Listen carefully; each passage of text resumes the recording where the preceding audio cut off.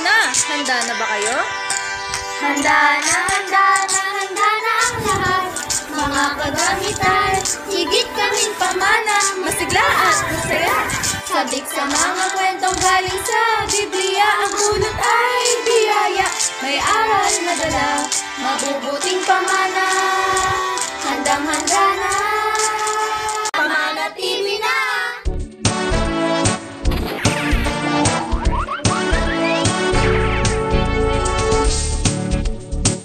Sa inyo mga bata, isang masaya at mabuting araw sa inyong lahat.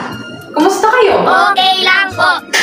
Sana ay lagi tayong masaya at nasa mabuting kalagayan. Handa na ba kayong matuto ng mga bagong aral na mula sa banal na kasulatan?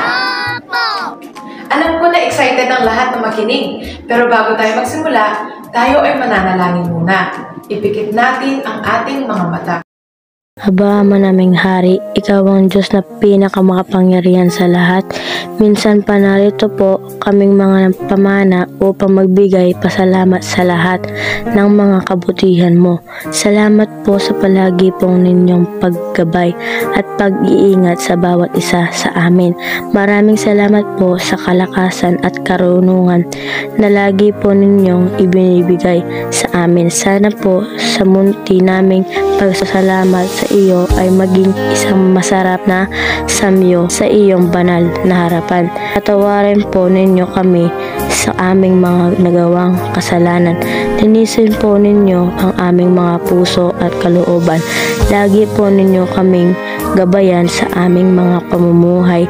Lagi mo po kaming gabayan sa aming mga pag-aaral ng mga salita mo. At tulungan mo po kaming maggawa namin ang mga aral na aming mapakinggan. Ikaw ang lumagay sa aming mga kaligitnaan. Ang lahat ng ito ay aming dalangin sa tangi mo po ang pangalang Diyos at Kristo Jesus. Ikaw na ang iisang hari at takapagligtas. Amen. Tayo na at tumungo kaagad sa ating kwento dahil exciting ang mga mangyayari. Alamin natin ang mga kasunod ng mga pangyayari pagkatapos na mapako ang ating Panginoong Kristo Jesus. Kaya makinig kayo mabuti ha! Ang kwentong ating mapapakinggan ay may pamagat na si Kristo Jesus ay nabuhay na maguli. Mula sa Lucas Kapitulo 24, ang bersikulo ay 1 hanggang 49. Umaga ng linggo, dumalaw sila Maria Magdalena sa libingan ni Jesus. Nakita nilang nakabukas ang libingan nito at wala na sa loob ang bangkay ni Jesus. Nagpakita ang dalawang anghel at ipinaalala ang sinabi ni Jesus nang sila ay nasa Galilea na sa ikatlong araw ay muling mabubuhay si Jesus.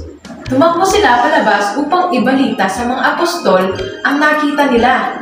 Ngunit di naniwala ang mga ito. Kaya pumunta si Apostol Pedro sa libingan at nakita lamang niya ang telang pinambalot kay Jesus. Kaya lubos siyang nagtaka. Samantala, dalawang lalaki ang naglalakad patungo sa Emmaus at nagpakita sa kanila si Jesus.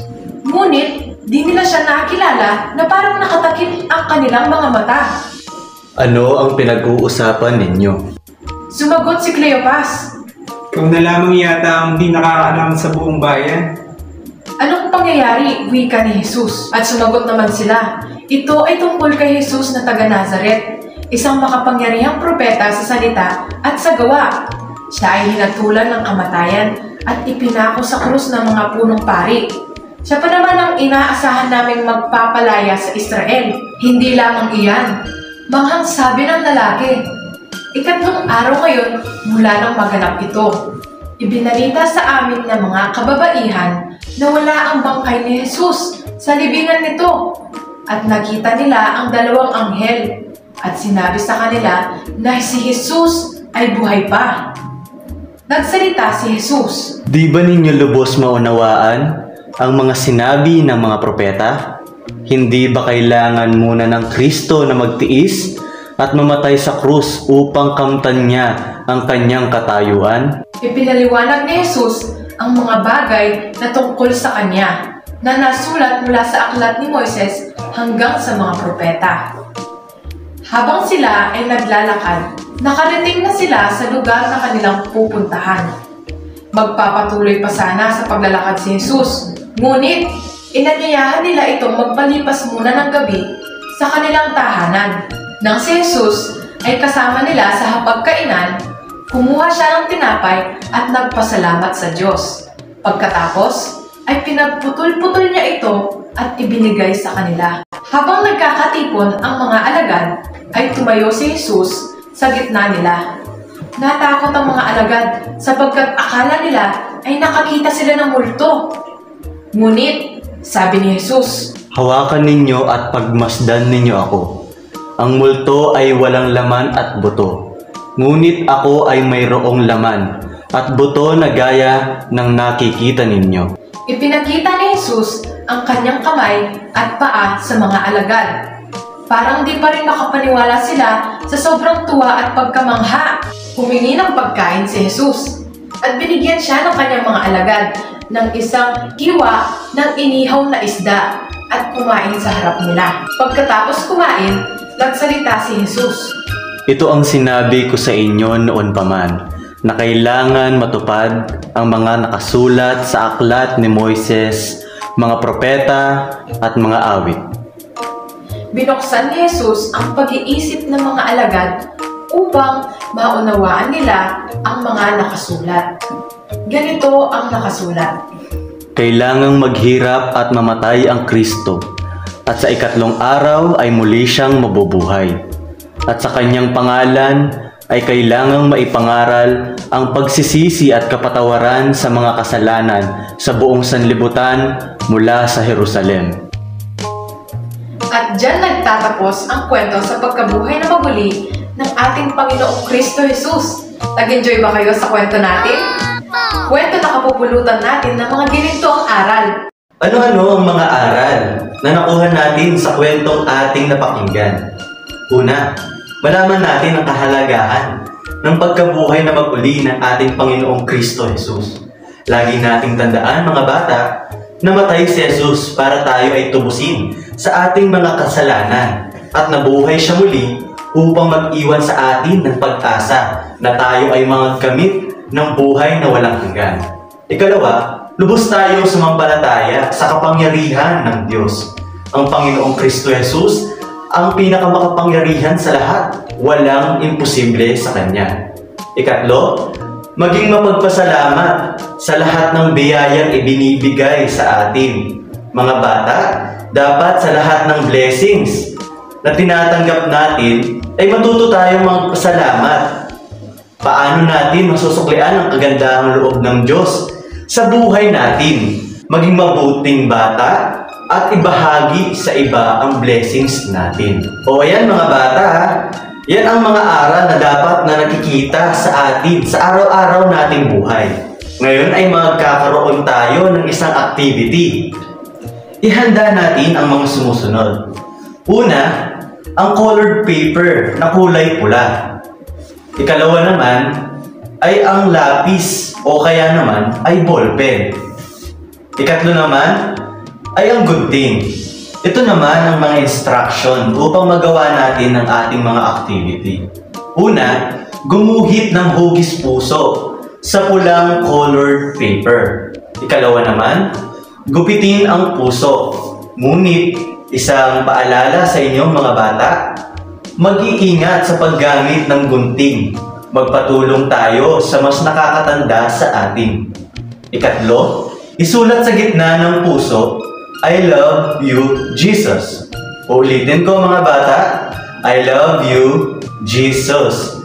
At sa baba naman ay ang iyong mensahe sa Panginoong Kristo Jesus. Nag-enjoy ba kayo sa activity natin? Lagi nating sabihin, I love you, Jesus. At lagi tayong magpasalamat sa Kanya. Magagaling mga bata, palakpakan natin ang ating mga sarili. Narito naman ang ating memory verse. Jeremiah chapter 31 verse 3. I have loved you with an everlasting love. Okay na ba mga bata? Dito na muna magtatapos ang ating pagkakatipon. Halina't manalangin na tayo.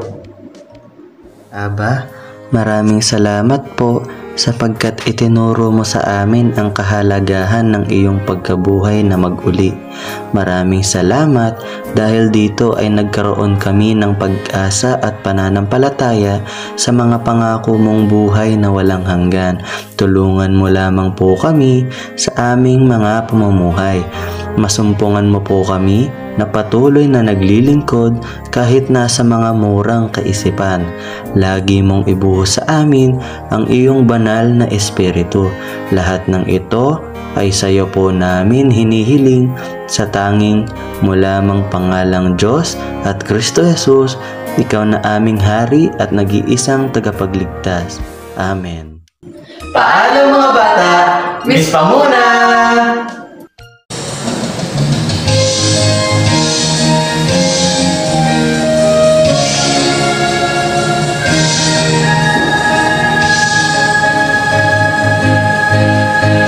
Sa mga kwento mo'y ginising ang puso ko nahihimbing.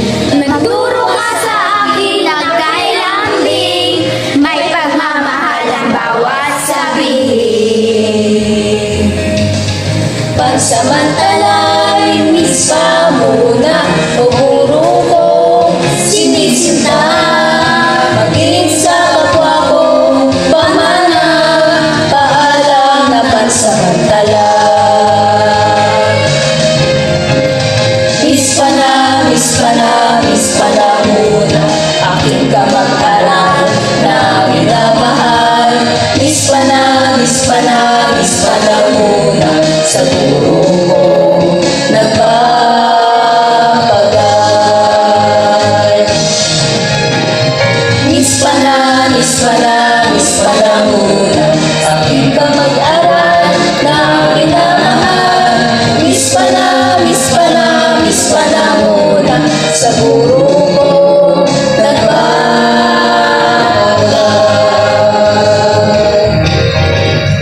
Mispa na muna, mispa na